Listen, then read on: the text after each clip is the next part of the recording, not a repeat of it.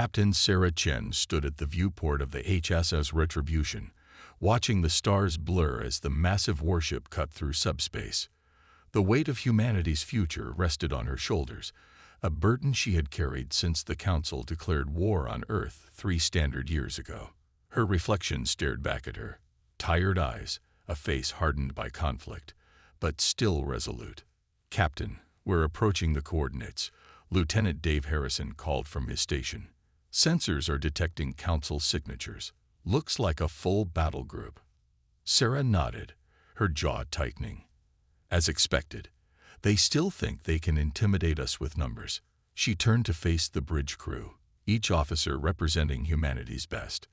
The Council never understood us. Not really. They saw our peaceful exploration as weakness, our diplomatic attempts as submission. She moved to the command chair and activated the ship-wide comm system. "All personnel, battle stations. This is not a drill." Her voice remained steady, betraying none of the anxiety churning in her gut. The Retribution wasn't just a warship. It was humanity's ultimate response to an enemy that had underestimated them for the last time. The Council had ruled the galaxy for millennia before humans achieved faster-than-light travel. A coalition of 7 ancient species, they had viewed the upstart humans as primitive, dangerous, unpredictable. First contact had been tense but manageable. Trade agreements were established, cultural exchanges initiated. But when humanity's expansion reached a certain threshold, everything changed. "They're hailing us, Captain," Communications Officer Tanya Rodriguez reported, her fingers dancing across her console. On screen. The view screen flickered to life, revealing the elongated, gray-skinned face of Fleet Commander Xalvik of the Council forces. His black eyes reflected no light, a void that matched his understanding of human nature. "Human vessel," he began, his translator giving his words an artificial cadence. "You have violated Council space. Your species has been quarantined to your home system, as per Edict 7293. Power down your weapons and prepare to be boarded." Sarah rose from her chair, straightening her uniform. "Commander Xalvik, I am Captain Chen of the Human Systems Alliance. We are not in Council space. According to the Treaty of Proxima, this is a neutral zone. Your battle group is the one in violation." The alien's skin rippled in what Sarah had learned was amusement or contempt, perhaps both. Treaties with lesser species are diplomatic courtesies, not binding agreements. The Council has reclassified humans as a Level 4 threat. Containment is the only option. Chief Engineer Mike Okafor's voice came through on a private channel. "Captain, the Crucible is primed. Core temperature optimal." Sarah acknowledged with a subtle nod only her bridge crew would recognize. The Crucible, humanity's most closely guarded secret. Not a weapon in the traditional sense, but something far more revolutionary. Something that would change the balance of power forever. "Commander," Sarah addressed the alien once more, "I'm giving you one opportunity to withdraw your forces. The Council has misjudged humanity from the beginning. We sought peace, offered friendship, and asked only for respect. Instead, you bombed our colonies, blockaded our homeworld, and declared our entire species a threat to be contained." Xalvik's expression didn't change. "Your primitive understanding of galactic order is irrelevant. The Council has spoken. You have 2 minutes to comply before we open fire." The transmission cut. Sarah returned to her command chair, her decision made long before this confrontation began. Tactical. Status of the Council fleet. Lieutenant Carlos Vega responded immediately. 27 warships in standard attack formation. Energy signatures indicate weapons charging. Their shields are at maximum. "They're following doctrine to the letter," Sarah observed. The Council military, for all its technological superiority, lacked creativity. Millennia of unchallenged dominance had made them predictable, just as the simulations predicted. The bridge fell silent as the tactical display showed the Council ships spreading out, enveloping the lone human vessel in a classic containment pattern. They expected the Retribution to fight conventionally, to use kinetic weapons, energy beams, perhaps even nuclear ordnance. They had prepared for everything except what was about to happen. 1 minute until they opened fire, Captain, the tactical officer announced. Sarah opened a channel to engineering. Mike, is the crucible ready? Yes, Captain. But I must remind you, once activated, we can't guarantee how it will interact with their technology. The simulations can only tell us so much. Noted. Sarah closed her eyes briefly. The crucible represented the culmination of humanity's desperate innovation after years of losing ground to the technologically superior Council forces. Not a weapon that destroyed matter, but one that transformed it, that rewrote the fundamental rules of physics within a localized area. The tactical display blinked as the first Council vessel fired a warning shot, a plasma lance that passed just meters from the Retribution's hull. Their next shot won't miss, Harrison observed grimly. Sarah leaned forward. Activate the crucible. Officer Rodriguez's fingers flew across her console. Crucible activating. Field expanding.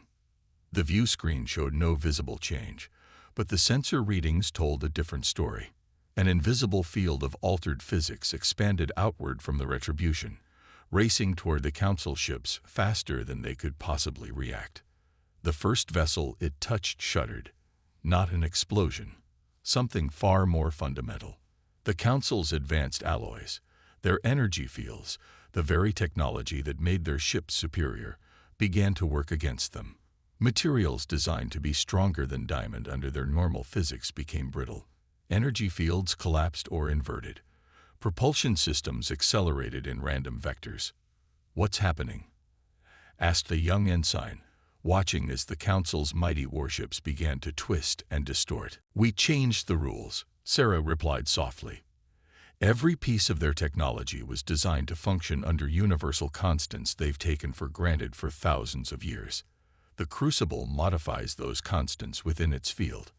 On the screen, the Council battle group was coming apart. Some ships imploded as their structural integrity fields reversed. Others drifted powerless as their energy cores shut down to prevent catastrophic overload. None fired another shot. Communications crackled with desperate hails in a dozen alien languages. Emergency beacons activated. Escape pods launched. Power down the crucible, Sarah ordered, and prepare rescue operations for survivors. The bridge crew looked at her in surprise. We're going to rescue them, Harrison asked. After everything they've done. Sarah's expression was firm. That's exactly why we're rescuing them. The Council believed we were savages to be contained. Today we proved we have the power to destroy them, and the compassion to save them instead. When they report back, that distinction will matter. As the Retribution moved to begin rescue operations, Sarah returned to the viewport.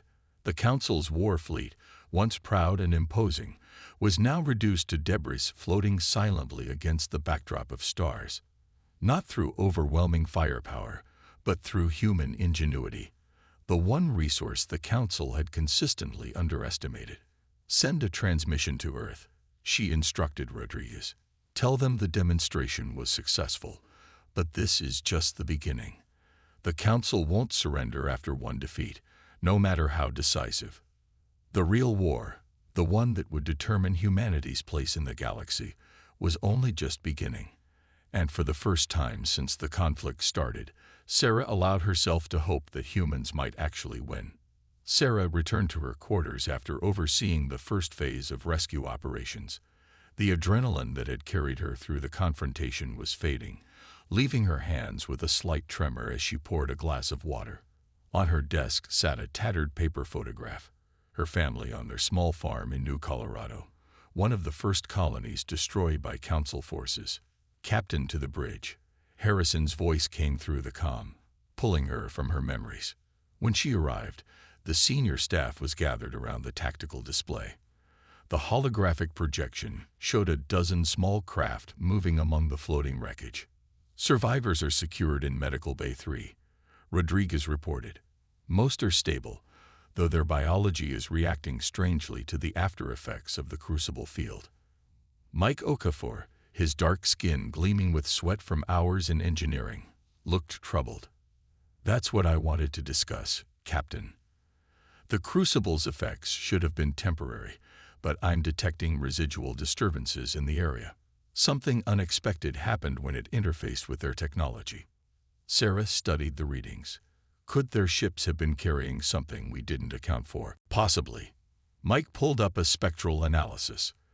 Their flagship was generating energy patterns unlike anything we've seen in previous encounters, almost as if they were prepared for something like the Crucible.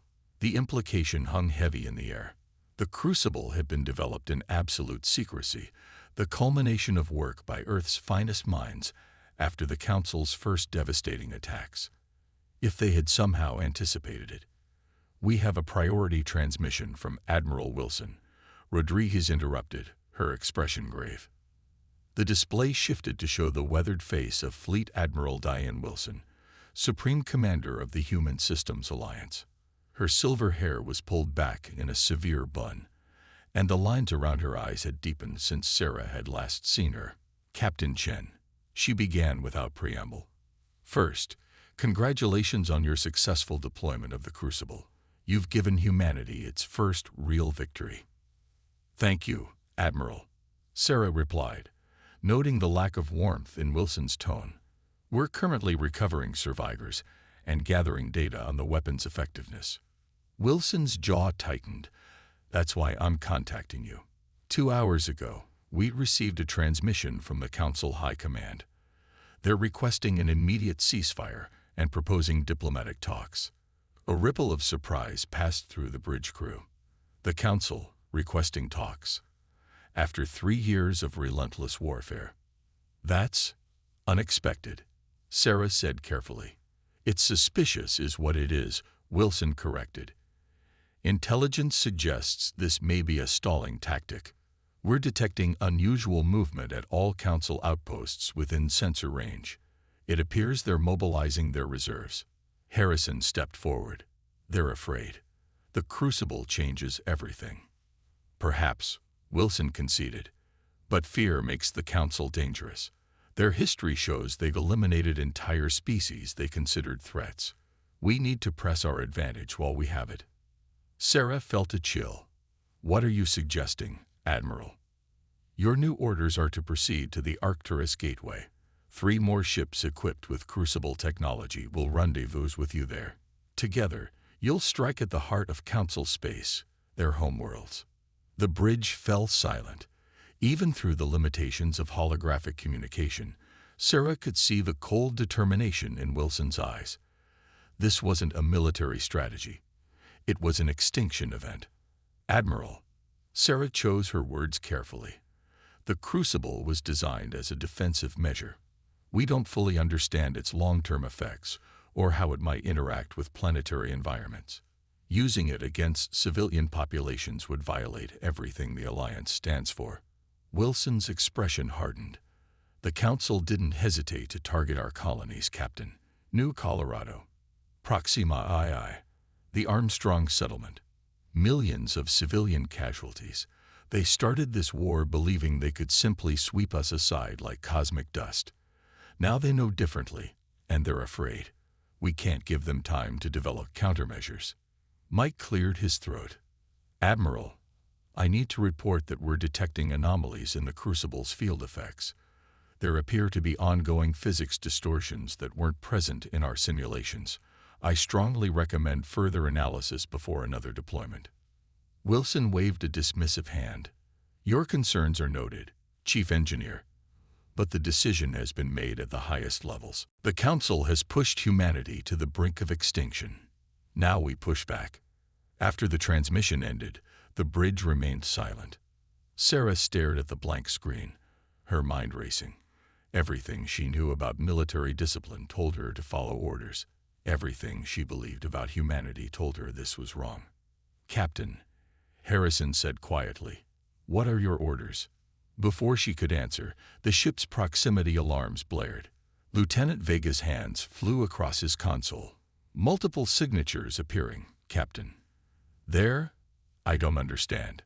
The readings suggest Council ships, but they're unlike any configuration we've encountered." The view screen shifted to show space seemingly tearing open, not the controlled entry points of conventional FTL travel, but ragged wounds in the fabric of reality. Through these rifts emerged vessels that defied explanation. They resembled Council design aesthetics but were somehow wrong. Asymmetrical, with components that seemed to phase in and out of existence. Are they attacking? Sarah demanded, pushing her moral dilemma aside to focus on the immediate threat. Negative, Vega reported. They're just holding position. 7 vessels, surrounding us in a loose formation. No weapons charge, no shields detected. Rodriguez's console lit up. We're being hailed. The translation matrix can't identify the language variant, but it appears to be from the lead vessel. On screen, Sarah ordered. The image that appeared made everyone on the bridge take an involuntary step back.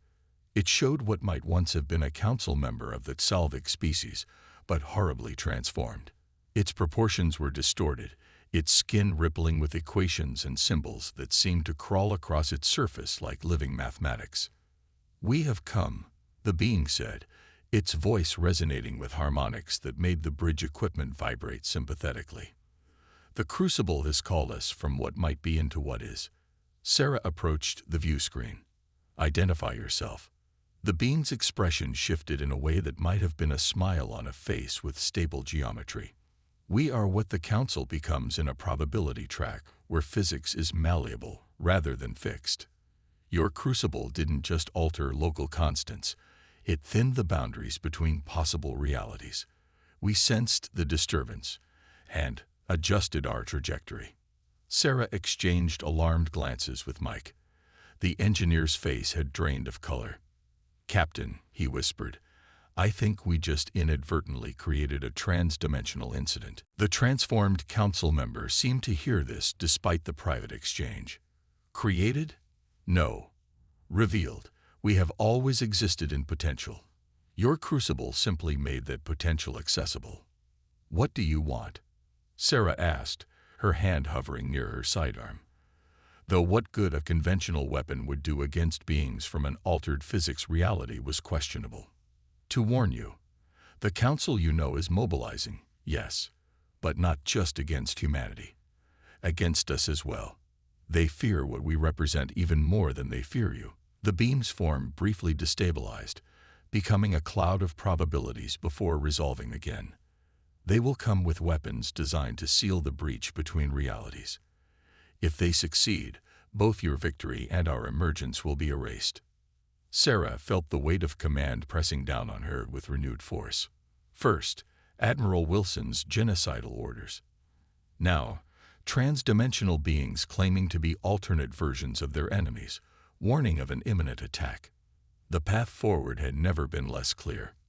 "Captain," Harrison said, breaking the stunned silence on the bridge, "we're receiving another transmission." "It's Admiral Wilson again." Sarah straightened her uniform, composing herself. "Put her through, but on audio only. Don't let her see our visitors." Wilson's voice came through sharp and impatient. "Captain Chen, we're detecting unusual energy signatures near your position. What's your status?" Sarah glanced at the trans-dimensional being still visible on the main screen, watching her with unsettling intensity.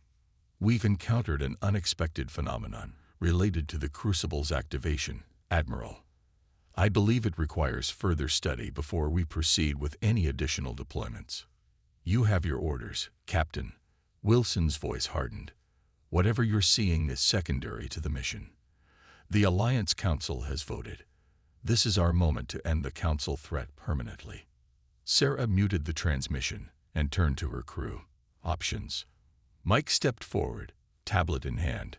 "Based on these readings, I believe both the Admiral and our visitor are telling the truth from their perspectives.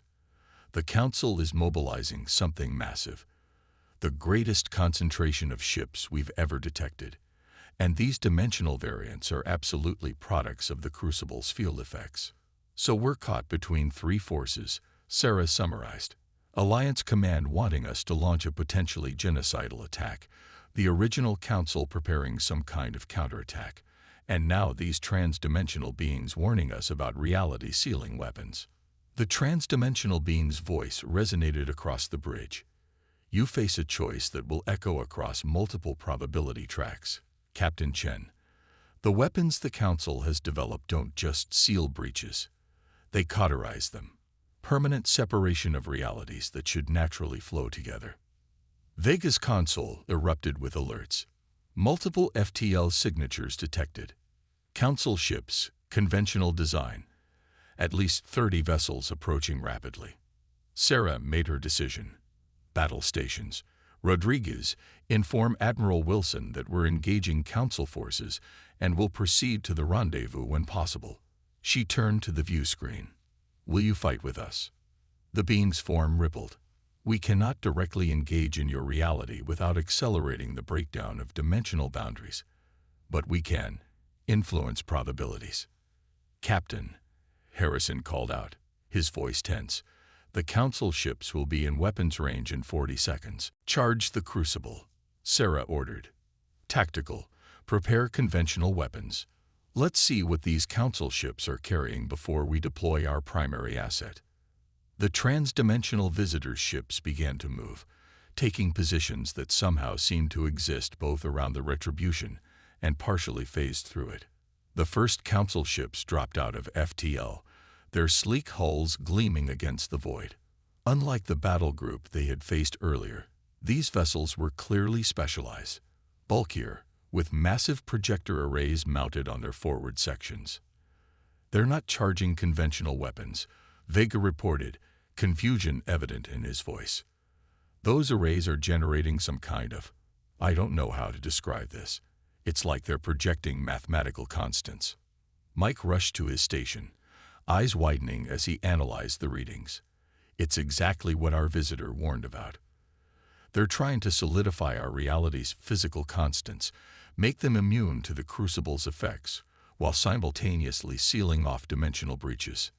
Time to full Crucible charge, Sarah asked. 3 minutes, Mike replied. Too long.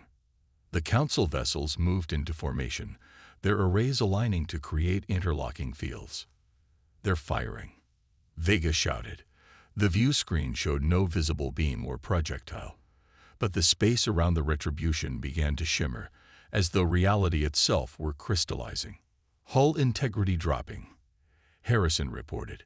Not from damage. It's like our materials are becoming more rigid, less responsive to commands.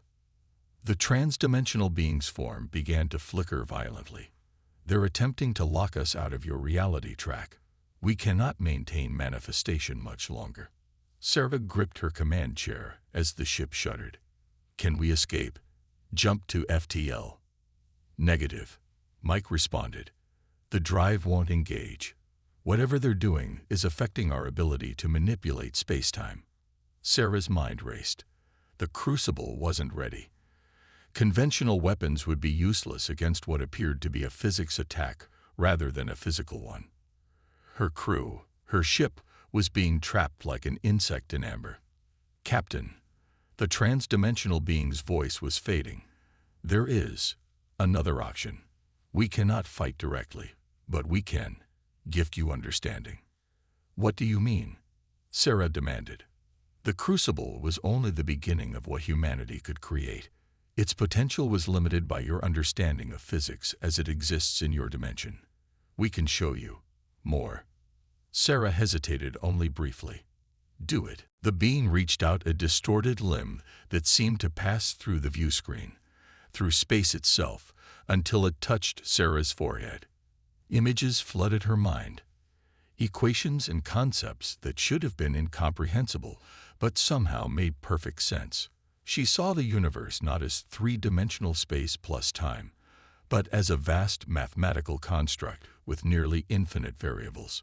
She understood, in that moment, that the Council's attempt to solidify reality was based on a fundamental misunderstanding of existence itself. Mike, she gasped, her eyes glowing faintly with equations, reconfigure the Crucible, not to change physical constants, but to express them as variables rather than fixed values. The engineer stared at her. That's impossible. No, it's just improbable. Sarah cut him off, her fingers flying across her command console, inputting calculations that seemed to come from somewhere beyond her own knowledge. The Council is trying to lock reality into a single expression. We need to remind the universe that's not how it works. Across the ship, systems began to respond to her commands in ways they weren't designed for. The Crucible's energy, rather than building toward a conventional discharge, began to resonate through the very structure of the retribution. "What's happening to you, Captain?" Harrison asked, concern evident in his voice. "I'm seeing more clearly," Sarah replied, her voice overlaid with harmonic frequencies. "The Council fears humanity because they sensed our potential. We're not bound by their limitations, by their understanding of what's possible." The Council ships were continuing their attack, the crystallization effect spreading through the space around the retribution. The trans-dimensional visitors had almost completely faded from view. Hull integrity at 42%, Vega reported. Ship systems failing across all decks. "Hold together," Sarah whispered, as much to herself as to her vessel.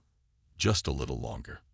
The calculations streaming through her mind reached a conclusion, an elegant, simple expression that contained within it the seed of something revolutionary. Sarah felt the last connection from the trans-dimensional being break as it faded completely, pushed out of their reality by the Council's weapons. "Now, Mike," she shouted, "invert the crucible field."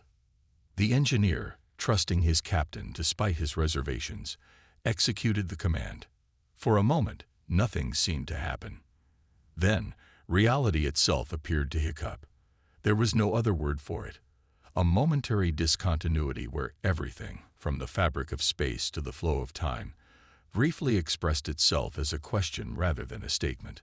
On the view screen, the Council ships suddenly stopped their attack.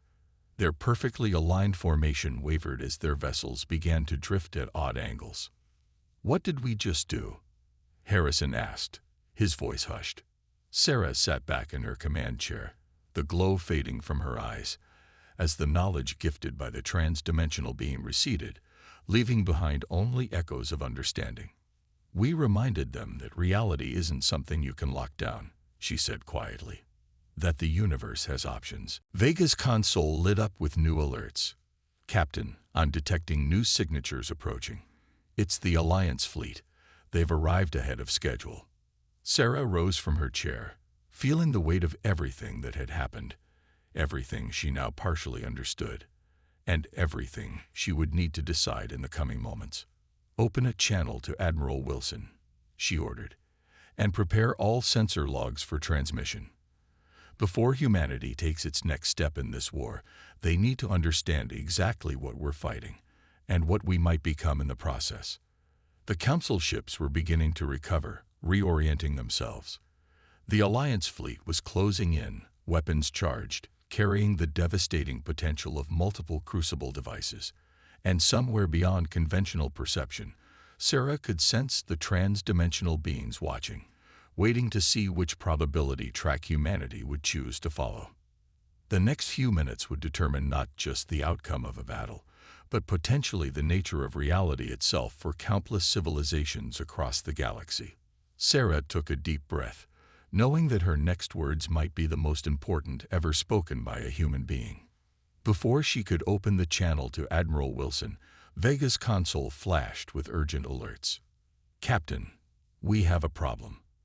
I'm detecting energy spikes from the Council vessels, but they're not targeting us anymore."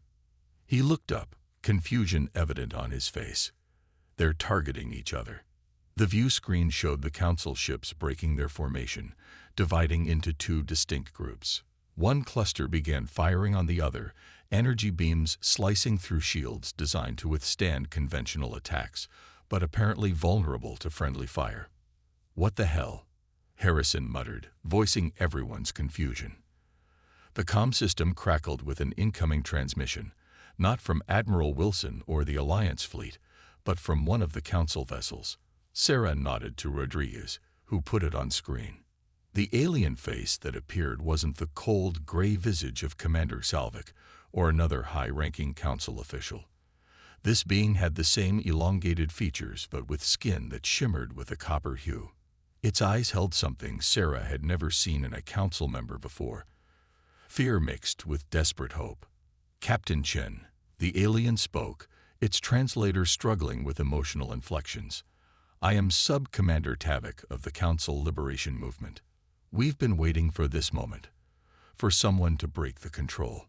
Sarah approached the view screen. "Explain. The council you've been fighting isn't what you think it is. The 7 ruling species, their puppets, have been for millennia." Tavik glanced nervously over his shoulder. "What you did with your crucible technology, the way you destabilized fundamental constants, it briefly severed the connection." "Connection to what?" Sarah demanded. "To them." Tavik's voice dropped to a whisper. "The architects. They exist outside conventional spacetime. They engineered the ascension of the 7 council species eons ago, guiding our development, making us dependent on their mathematical principles." Mike stepped forward. "Are you talking about the trans-dimensional beings we just encountered?" Tavik's eyes widened. "You saw them. Directly. Then it's even worse than we feared. Those weren't architects. They were variants.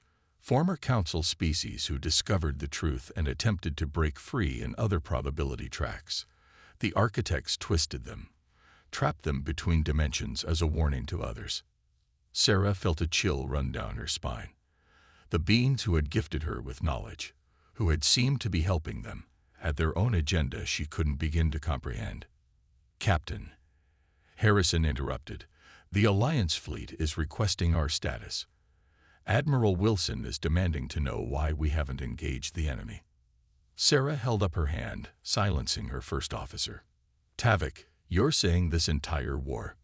A test," the alien confirmed. "Humanity's rapid development alarmed the architects. Your species adapts too quickly, thinks too creatively. The Council was ordered to contain you, study you, and ultimately either assimilate or eliminate you. But some of us have been waiting for a species like yours, one with the potential to break the cycle." The ship rocked as energy blasts from the Loyalist Council vessels struck Tavik's ship and the other rebellious craft. "We don't have much time," Tavik continued urgently. "The architects are already working to reassert control over those of us who broke free during your Crucible event. Your Alliance fleet. They're carrying more Crucible devices." Sarah nodded cautiously. "Then you have a weapon that could truly free us all. But you must understand, the knowledge transferred to you by the variants is compromised. They've been trapped between dimensions for centuries, slowly warped by the architect's influence. They want freedom, yes, but their methods will only replace one form of control with another." On the tactical display, the Alliance fleet had moved into attack formation, preparing to engage all Council vessels without discrimination. The rebellious Council ships were being systematically destroyed by their Loyalist counterparts. "Captain," Mike said quietly, "the equations the trans-dimensional being showed you, I've been analyzing them. There's something hidden in them, a recursive pattern that would eventually fold back on itself. If we had deployed the Crucible as they suggested, we might have caused something far worse than what we're facing now." Sarah's mind raced. The clarity she had felt earlier was contaminated with doubt. Was Tavik telling the truth? Were the trans-dimensional beings, the variants, manipulating them towards some incomprehensible goal? And what about Admiral Wilson and the Alliance leadership, pushing for a genocidal solution without understanding the true nature of the conflict? "We need proof," she said finally. "Something concrete." Tavik's ship shuddered under another barrage of fire. "There is no time for proof. But ask yourself, why would the Council, with its technological superiority, wage such a conventional war against humanity? Why not simply annihilate your homeworld from the beginning?" The architects required data, required observation. They'd been studying how humans react, how they innovate under pressure. The trans-dimensional knowledge still lingering in Sarah's mind resonated with Tavik's words, giving them a ring of truth she couldn't ignore. "Rodriguez, open a channel to Admiral Wilson," she ordered. Tactical. Prepare to transmit all data we've gathered on both the Council's civil conflict and the trans-dimensional phenomena. Admiral Wilson's face appeared on the screen, lined with impatience. Captain Chen, you were ordered to proceed to the rendezvous point. Instead, you've engaged in unauthorized communication with the enemy while our reinforcements arrived. Explain yourself. Sarah stood tall. Admiral, I have reason to believe we're fighting the wrong war. The Council itself may be as much a victim as humanity. There's a greater threat manipulating both sides. Wilson's expression hardened. This sounds like Council propaganda, Captain. Their defeat has made them desperate. With respect, Admiral, I've transmitted all sensor data and communications logs to Alliance Command.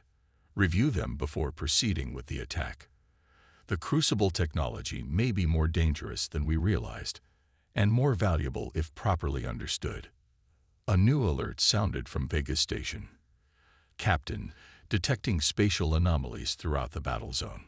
Similar to the rifts we saw earlier, but different somehow. The view screen shifted to show tears appearing in space, not the ragged wounds that had heralded the arrival of the trans-dimensional beings, but perfect, geometric shapes that seemed to cut through reality with surgical precision. The architects, Tavik whispered, his voice filled with dread. They're coming themselves. From these new breaches emerged vessels unlike anything Sarah had ever seen, constructs of light and mathematics given physical form, pulsing with energies that made the sensors fluctuate wildly. Admiral, Sarah said urgently, hold your attack. We have a new situation developing. But Wilson wasn't looking at Sarah anymore. The Admiral's eyes had gone blank, her expression slack. When she spoke again, her voice had taken on the same harmonic resonance that Sarah had briefly experienced. The experiment has yielded sufficient data, Wilson said, but it wasn't Wilson speaking.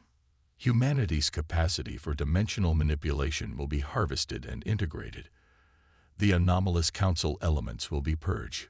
Order will be maintained. The transmission cut off. On the tactical display, the Alliance fleet began to move with perfect, synchronous precision, too perfect for human coordination. They'd been compromised, Harrison said, horror dawning on his face.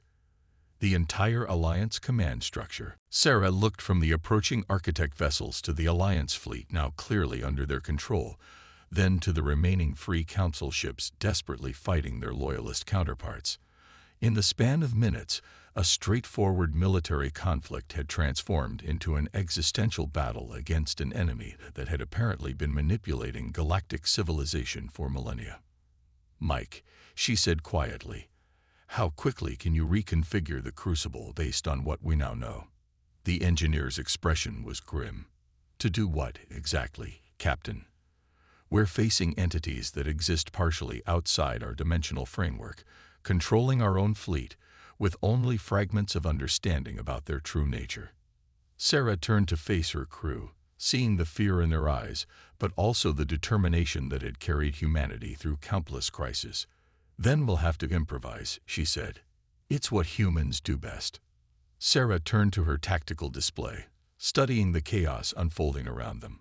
Alliance ships moving with inhuman precision. Council vessels divided and fighting each other.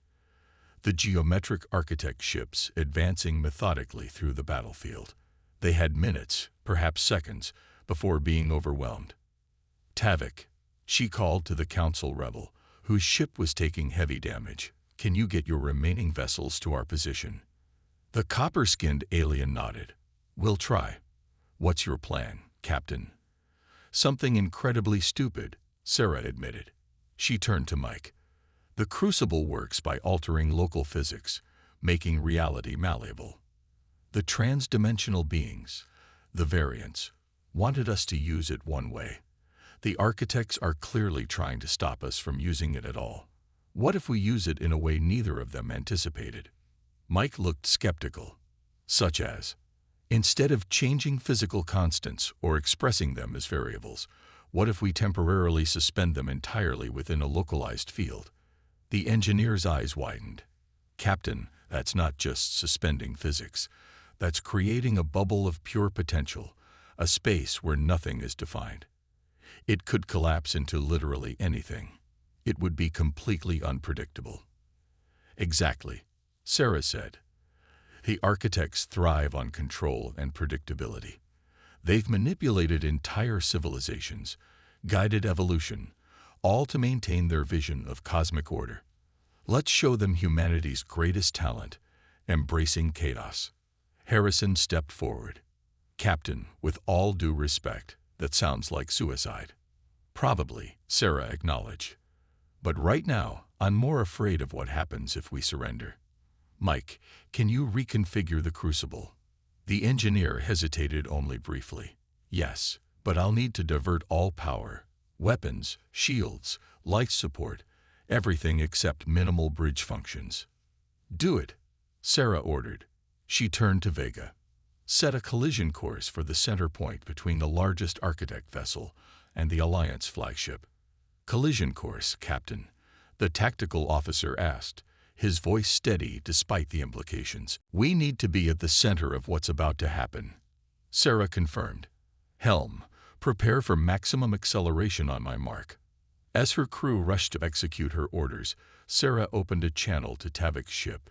Get your vessels as far from us as possible.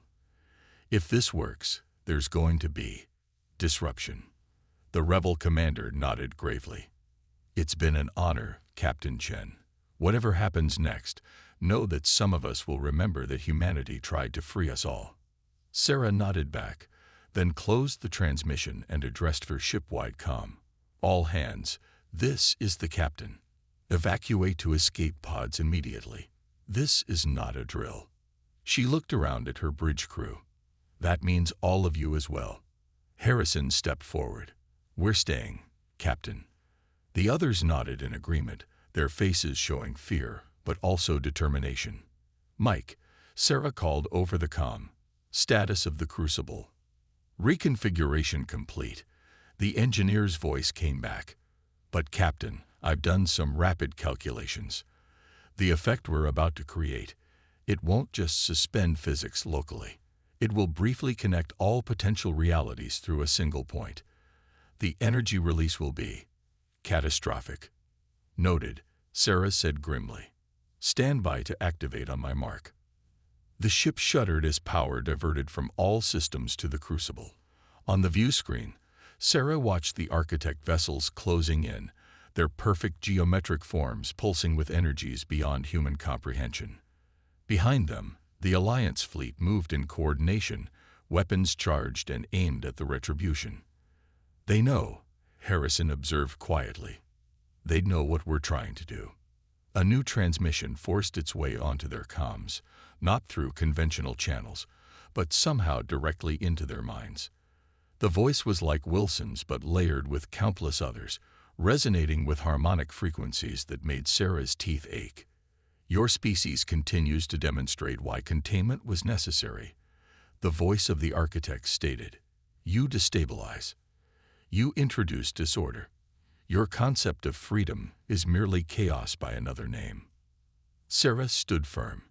Maybe chaos is exactly what this galaxy needs after eons of your control. Life isn't meant to follow a script. It's meant to adapt, to surprise, to create new possibilities. Irrelevant, the voice dismissed. Your vessel will be neutralized. Your technology will be harvested. Order will be maintained. Energy beams lanced out from multiple architect ships, striking the Retribution with forces that should have vaporized it instantly. Instead, the energy seemed to flow around the hull, drawn into the crucible's building charge. They're feeding it. Mike's astonished voice came over the comm. The crucible is absorbing their attack energy, integrating it into the field equation. Time to activation, Sarah demanded. 30 seconds. But Captain, the field is growing unstable. I can't predict what will happen when it discharges. Sarah nodded. None of us can. That's the point. She turned to helm control. Maximum acceleration. Now. The Retribution surged forward, driving toward the center of the battlefield where the largest architect vessel hovered. Alliance ships moved to intercept, But the Retribution's course was erratic, unpredictable, guided by human intuition rather than mathematical precision. 10 seconds to Crucible activation, Mike reported, his voice tight with tension. The ship rocked with impacts as more energy beams struck them from all directions. Warning lights flashed across every console. Hull integrity was failing. Life support faltering. 5 seconds. The massive Architect vessel loomed ahead, its geometric perfection an affront to the chaos the Retribution was about to unleash. 3. Sarah gripped her command chair, her mind still echoing with fragments of trans-dimensional knowledge. 2. She thought briefly of Earth, of her family's farm on New Colorado, of all humanity had built and lost and fought for. 1. Activate, she ordered. For a single heartbeat, nothing happened. Then reality itself seemed to inhale. The Crucible didn't discharge energy so much as it unraveled the very fabric of existence at a single point. A perfect sphere of nothingness expanded outward from the Retribution, not darkness or emptiness, but the absence of definition itself. Within this sphere, the laws of physics didn't change or vary. They simply ceased to exist, creating a bubble of pure potentiality. The Architect vessel caught in this expansion didn't explode or disintegrate. Instead, it transformed, its perfect geometric form collapsing into organic, chaotic patterns. The Alliance ships touched by the field shuddered as the Architect's control was severed, their movements becoming erratic as human crews regained autonomy. At the center of it all, the Retribution itself was changing, its hull flowing like liquid, absorbing and incorporating elements of the space around it. Sarah felt the change working through her too, not destroying her, but rewriting her in ways she couldn't comprehend. And then, as suddenly as it had begun, the effect collapsed back in on itself. The sphere of potentiality compressed into a single point of blinding light, then vanished, leaving behind a transformed battlefield. Where the Architect vessel had been, there was only scattered debris, pulsing weakly with rapidly fading energy. The Alliance ships drifted, their weapons powered down, crews apparently stunned but free. The surviving Council vessels, both Loyalist and Rebel, had pulled back to a safe distance. On the bridge of the Retribution, Sarah blinked away spots from her vision. Her crew looked dazed but alive. Impossibly, the ship itself appeared intact, though the readings on every console were unlike anything they had seen before. Status report, she managed, her voice sounding strange in her own ears. Harrison checked his console. Ship systems. Functional, I think, but completely reconfigured. I don't even recognize half these readings. The Crucible? Sarah asked. Mike's voice came over the comm, filled with wonder. It's gone, Captain. Or rather, it's become part of the ship itself. The entire Retribution is now a crucible, a living interface between potential and actual. Before Sarah could process this information, a new figure appeared on the bridge, not through the view screen or any conventional means, but simply fading into existence before them. It had the elongated features of the Council species, but was neither the gray-skinned Loyalists nor the copper-hued Rebels. This being's skin shimmered with a pearlescent quality that seemed to reflect light from dimensions beyond human perception. Captain Chen, the being spoke, its voice melodic and clear. I am the first Architect, or rather, I was. Sarah stood from her command chair, hand instinctively moving to her sidearm. Explain yourself. What you have done cannot truly be explained in your language, the being said. But I will attempt. For eons, we Architects maintained the cosmic order, keeping reality stable, preventing the chaos of unlimited potential. We believed ourselves to be creating perfection. The being gestured, and the view screen activated, showing the battlefield. The Alliance ships were regrouping, their crews freed from Architect control. The Council vessels, both factions, were approaching each other cautiously, communications flying back and forth. Your Crucible experiment has done what no species has accomplished in millions of years, The former architect continued. You've reset the balance. The bubble of potentiality you created didn't just destroy our control. It transformed it, and us with it. We see now what we couldn't before. That order without freedom is stagnation, not perfection. Sarah studied the being carefully. Why should we trust you? The former architect smiled, a surprisingly human expression. You shouldn't. Not yet. Trust must be earned. But as a gesture of good faith, it waved a hand, and the tactical display updated, showing hundreds of worlds throughout the galaxy where subtle changes were occurring. All civilizations under architect influence are being freed, their development now their own to determine. And what happens now? Harrison asked. That, the being said, is the beauty of what you've done, Lieutenant. For the first time in countless millennia, I cannot tell you what happens next. The future is unwritten. Sarah felt the weight of command shift on her shoulders, no longer the burden of a desperate last stand, but the responsibility of having unleashed true freedom into a galaxy that had never known it. Admiral Wilson is hailing us, Captain, Rodriguez reported, her console functioning once more. She seems herself again. Sarah nodded. Put her through. She turned to the former architect. I hope, for all our sakes, that you're telling the truth. Because if this is another manipulation, the being's expression grew solemn. It is not. Your species has forced us to evolve, Captain Chen. The age of architect control is over. The age of possibility has begun. As Admiral Wilson's face appeared on screen, bewildered but clear-eyed, Sarah allowed herself the first genuine smile since the conflict began. Humanity's ultimate warship hadn't just defeated the Council's war fleet. It had liberated the galaxy from chains it never knew it wore. 6 months later, Sarah stood in the observation lounge of the renamed HSS Possibility, watching Earth grow larger in the viewport.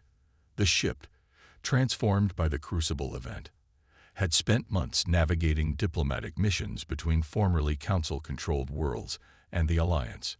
Now, finally, they were coming home. Captain, Harrison called from the doorway. The joint delegation is assembled in the conference room. Sarah nodded. I'll be right there. The joint delegation, representatives from Earth, former Council worlds, and even a former architect, were gathered to finalize what was being called the Possibility Accords, a new framework for interspecies cooperation built not on control, but on mutual respect for diversity and self-determination. As she walked the corridors of her ship, Sarah noted the subtle changes that continued to manifest. Bulkheads that seemed more responsive to the crew's needs, lighting that anticipated preferences, systems that operated with intuitive efficiency beyond their original design parameters. The Possibility wasn't just a ship anymore. It was evolving alongside its crew. Captain on deck, Harrison announced as Sarah entered the conference room. The delegates rose. Humans in Alliance uniforms, former Council members with their varied physiologies, and the pearlescent former architect who now called itself Nexus. Sarah had insisted that these historic accords be signed aboard the ship that had made them possible, a symbolic gesture that all parties had readily accepted. Please be seated, she said. I believe we have a future to discuss. Admiral Wilson, fully recovered from architect influence, and now the Alliance's diplomatic liaison, nodded respectfully. The Alliance Council has ratified the preliminary agreements. Earth and all human colonies are prepared to enter this new era of cooperation. Tavik, now representing the unified Council worlds, leaned forward. As are we. The transition has not been without challenges. Millennia of architect influence left deep imprints on our cultures, but we are adapting, learning to choose our own paths. Choice, Nexus observed, its voice carrying harmonic undertones that no longer seemed discordant to human ears, remains the most difficult concept for my kind to fully embrace. For eons, we believed certainty was perfection. Now we understand that possibility is the greater good. Sarah studied the being that had once been an architect. The transformation of the architects had been perhaps the most surprising outcome of the Crucible event. Rather than being destroyed, They had been fundamentally changed, their rigid pursuit of cosmic order replaced by a newfound appreciation for diversity and potential. Not all had accepted this change willingly, but enough had to make a meaningful difference. The Possibility has completed its scans of the former border regions, Sarah reported. All architect control structures have decayed as promised. The dimensional breaches have stabilized, though we've detected communication across them. The variants are rebuilding their societies as well. Mike Okafor entered, carrying a data tablet. Since the event, the engineer had dedicated himself to understanding the transformed ship, working closely with scientists from various species. Sorry I'm late. We've completed the analysis of the crucible effect. As suspected, it can't be weaponized again. Not in the way we initially feared. Explain, Wilson prompted. The crucible didn't just affect physical reality, Mike said. It altered consciousness itself, the way sentient beings perceive and interact with potential. That's why the architects were transformed rather than destroyed. The effect doesn't work on unwilling minds. It can't be forced on others as a weapon. Nexus inclined its head, a fortunate limitation. The temptation to liberate others by force might otherwise prove irresistible, even with the best intentions. Sarah thought of the losses they'd sustained. The colonies destroyed before the Crucible event. The ships lost in the final battle. The lives changed forever by a war that had been manipulated from the start. These accords need to acknowledge the cost of getting here. Reparations, memorials, support for those affected. Agreed, Tavik said firmly. The former Council worlds owe a debt to humanity, even though we too were manipulated. We cannot undo the harm, but we can work to heal it. As the delegates began discussing specific articles of the agreement, Sarah's mind drifted to a conversation she'd had with Nexus days earlier. Your species fascinates us still, the former architect had told her. The Crucible event should have been impossible. The mathematics didn't support it. Yet you proceeded anyway. That's humanity for you, Sarah had replied. We have a talent for ignoring impossibility when necessary. It was not merely defiance of odds. Nexus had insisted. Our analysis suggests that human consciousness itself has properties we never detected in other species, and natural resonance with quantum uncertainty, an intuitive grasp of possibility. The Crucible technology merely amplified what was already there. The theory had profound implications, that humanity's greatest strength wasn't their technology or their determination, but their inherent connection to possibility itself. Their ability to imagine outcomes that rigid logic would dismiss as impossible, and then somehow bring those outcomes into reality. Captain, Harrison's voice pulled her back to the present. They're ready for the formal signing. Sarah nodded and took her place at the head of the table. As the official witness, she would observe as representatives from 27 formerly hostile species committed to a peace none of them had thought possible a year earlier. One by one, they applied their signatures or equivalent marks to the document, ink on actual paper, a human tradition that had impressed the other species with its tangible permanence. When the last signature was applied, a subtle chime sounded throughout the ship, as though the possibility itself was acknowledging the moment. It is done, Nexus said quietly. A new beginning. Later, after the delegates had departed for a reception in the ship's main hall, Sarah returned to the observation lounge. Earth filled the viewport now, blue and white, and achingly beautiful. She thought of her family's farm on New Colorado, destroyed in the early days of the war. The colony was being rebuilt now, like so many others. Penny for your thoughts, Captain, Mike asked, joining her at the viewport. Just thinking about what's next, she replied. The Possibility isn't just a diplomatic vessel. It's something entirely new. The things we've learned about reality, about consciousness, we've barely scratched the surface. Mike nodded. The engineering team has a term for what happened to the ship. We call it conscious evolution. The Crucible didn't just change its systems. It gave the ship the ability to change itself, to grow in response to new information. He hesitated. Some of the team think it might be developing a form of sentience. I know, Sarah said quietly. I can feel it sometimes. Not like the architect's control, more like a partnership. The possibility had become humanity's bridge to understanding the deeper nature of reality. The former architects spoke of consciousness as the fundamental force of the universe, not just an emergent property of complex brains, but the underlying fabric that connected all things. Humans, with their unique relationship to possibility, had stumbled upon this truth through necessity and desperate innovation. The Alliance is already commissioning more ships based on what we've learned, Mike continued. Not weapons. Exploration vessels, designed to further our understanding of consciousness and its relationship to physical reality.